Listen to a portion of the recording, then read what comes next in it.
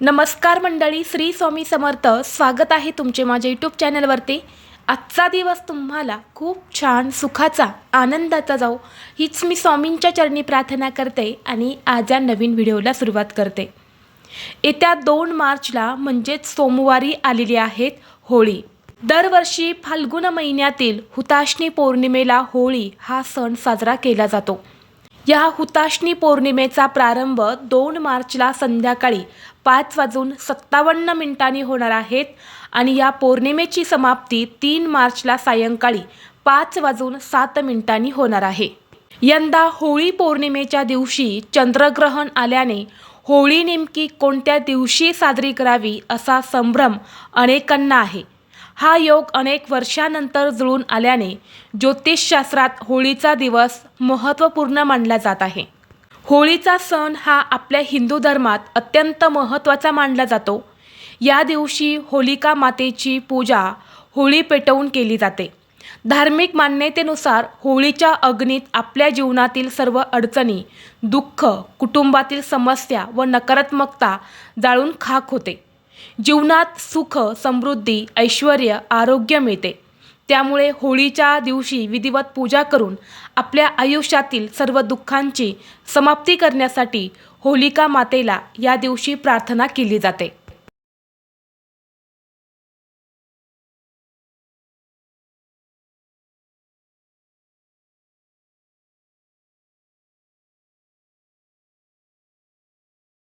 मात्र यंदा होळीच्या दिवशी चंद्रग्रहण येत असल्याने या काळात होळी पेटवून तिची पूजा करायची हा प्रश्न सर्वांनाच पडलेला आहे. चंद्रग्रहणाच्या काळात आपण शुभ कार्य किंवा कोणतेही धार्मिक कार्य, पूजापाठ करत नाही. त्यामुळे होळी नेमकी केव्हा साजरी करावी, होळी कधी पेटवायची आहे आणि कधी पूजा करायची आहेत, तर पहा, ज्योतिषशास्त्रानुसार होलिका दहन म्हणजेच होळीचे दहन आणि पूजन 2 मार्च रोजी म्हणजेच सोमवारी करणे शुभ ठरणार आहे. या दिवशी प्रदोष काळात पौर्णिमा तिथी असेल, त्यामुळे शुभ मुहूर्तावरती होळी तुम्ही पेटवू शकता आणि 3 मार्चला प्रदोष काळ लागण्याआधीच पौर्णिमा तिथी ही समाप्त होणार आहे. आणि म्हणून धर्मसिंधू ग्रंथानुसार सुद्धा असे सांगितले आहे की जर 2 दिवस पौर्णिमा तिथी लागत असेल तर पहिल्या दिवशी पौर्णिमा तिथी ही प्रदोष काळात येते आणि दुसऱ्या दिवशी प्रदोष काळापूर्वीच ती संपत असते. यामुळे होळीचे दहन प्रदोष काळात केले जात असल्याने यंदा होळीची पूजा 2 मार्च रोजीच करणे शास्त्रानुसार मान्य केले जाणार आहे. आणि म्हणून आपल्याला 2 मार्चला म्हणजेच सोमवारी होळीचे दहन करायचे आहेत, होळी पेटवायची आहेत आणि होळीची पूजा देखील तुम्हाला करायची आहे. होळीचा दिवस हा इतर दिवसांपेक्षा खूप प्रभावी आणि महत्त्वाचा दिवस मानला जातो. होळीचा दिवस म्हणजे आपल्या आयुष्यात असणाऱ्या सर्व अडचणी, दुःख, संकट, शारीरिक, मानसिक ज्या काही समस्या आहे तर त्या होळीमध्ये जळून जाव्या आणि आपल्याला सुखाचे, आनंदाचे दिवस प्राप्त व्हावे म्हणून हा दिवस, हा सण साजरा केला जातो. म्हणजेच वाईटावर चांगल्याची मात म्हणून हा सण साजरा केला जातो. आणि म्हणून या दिवशी स्नानाला अनन्यसाधारण महत्त्व दिले जाते. आपल्या दिवसाची सुरुवातच ही आपल्या अंघोळीपासून, आपल्या स्नानापासून होत असते. आणि म्हणून या दिवशी आपल्याला अंघोळीच्या पाण्यामध्ये अशी एक वस्तू टाकायची आहेत. ही वस्तू अंघोळीच्या पाण्यात टाकल्याने तुमचे सर्व दोष, अडचणी, शत्रुत्रास नष्ट होऊन 7 पिढ्यांचे दारिद्र्य नष्ट होईल. तुमची सर्व अडलेली कामे पूर्ण होतील. संकट, करणी-बाधा, नजरबाधा नष्ट होऊन तुमच्या सर्व इच्छा, मनोकामना ह्या देखील पूर्ण होतील. तर अशी कोणती वस्तू तुम्हाला अंघोळीच्या पाण्यात टाकायची आहेत, हे स्नान कधी करायचं आहे याबद्दलची संपूर्ण माहिती या व्हिडिओमध्ये मी तुमच्यासोबत शेअर करणार आहे. त्यामुळे तुम्ही हा व्हिडिओ स्किप न करता शेवटपर्यंत नक्की पहा. चॅनलवरती नवीन असाल तर सबस्क्राईब करा आणि असेच माहितीपूर्व नवनवीन व्हिडिओ पाहण्यासाठी बेल आयकॉनलाही प्रेस करा. म्हणजे जेव्हा कधी मी नवीन व्हिडिओ अपलोड करेल त्याचं नोटिफिकेशन सर्वात अगोदर तुम्हाला भेटेल आणि तुम्ही एक पण व्हिडिओ मिस करणार नाही. तसेच हाय बटनला देखील क्लिक करा. तर पहा, आज या व्हिडिओमध्ये मी तुम्हाला जो उपाय सांगणार आहे तर हा उपाय आपल्याला 2 मार्च सोमवारी होळीच्या दिवशी करायचा आहे. आपल्या हिंदू धर्मामध्ये प्रत्येक तिथीला एक विशेष महत्त्व आहे. प्रत्येक तिथीवरती काही वेगवेगळे उपाय आणि सेवा केल्या जातात. या होळीच्या दिवशी हुताशनी पौर्णिमासुद्धा आहे. त्यामुळे या दिवशी स्नानाला आणि दानाला खूप महत्त्व आहे. पौर्णिमेच्या दिवशी आपण पवित्र गंगेवरती जाऊन स्नान करत असतो.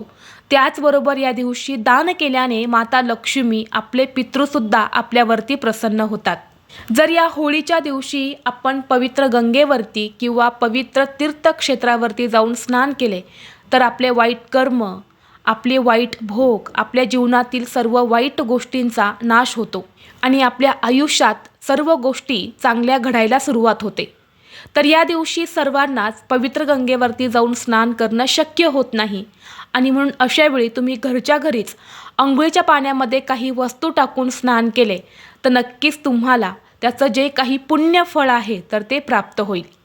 जर तुम्हाला तुमच्या आयुष्यामध्ये सतत अडचणींचा सामना करावा लागत असेल, जर आपल्याला काही दोष लागलेले असेल, काही नकारात्मकता आपल्यामध्ये असेल, तर अशावेळी आपल्याला अनेक समस्यांचा सामना करावा लागत असतो.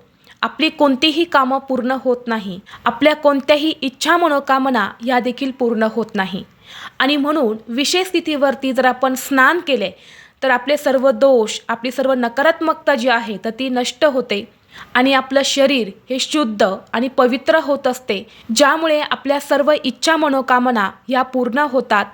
आपल्याला प्रत्येक कामात यश मिळू लागते. तसेच प्रत्येकाची इच्छा असते की माता लक्ष्मी आणि कुबेरांची कृपादृष्टी आपल्यावरती असावी.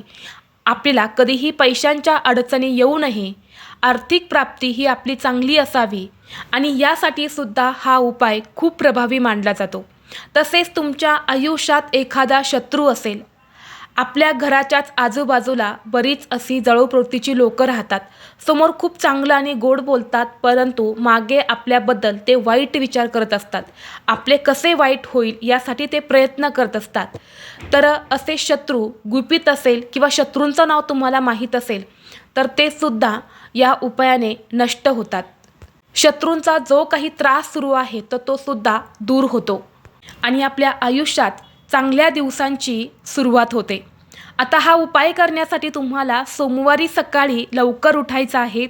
उठल्यानंतर तुम्हाला सर्वप्रथम अंघोळीचं पाणी काढायचं आहे आणि या अंघोळीच्या पाण्यामध्ये तुम्हाला एक पिंपळाचं पान टाकायचं आहे.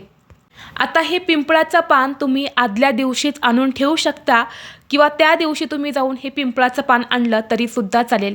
कारण आपल्याला सर्वांनाच माहीत आहे की होळीच्या दिवशी पिंपळाच्या झाडामध्ये माता लक्ष्मीचा वास असतो आणि पिंपळाचं जे पान असतं तर त्या पानामध्ये या होळीच्या दिवशी माता लक्ष्मी वास करत असते. त्यामुळे होळीच्या दिवशी एक पिंपळाचे पान हे अंघोळीच्या पाण्यामध्ये आवर्जून टाकावं, म्हणून एक पिंपळाचं पान हे आपल्याला अंघोळीच्या पाण्यामध्ये टाकायचं आहे. यासोबतच तुम्हाला एक चिमूटभर काळे तीळसुद्धा टाकायचे आहेत.